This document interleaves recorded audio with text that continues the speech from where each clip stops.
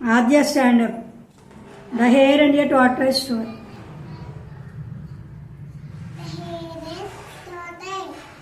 Once upon a time, there was a hare and tortoise. There was a good friends. One day, the challenged to run a race. The race tortoise. The hare decided to take rest. Stop and slept. But the tortoise moved steadily and he hit the wind fast. But he was ashamed.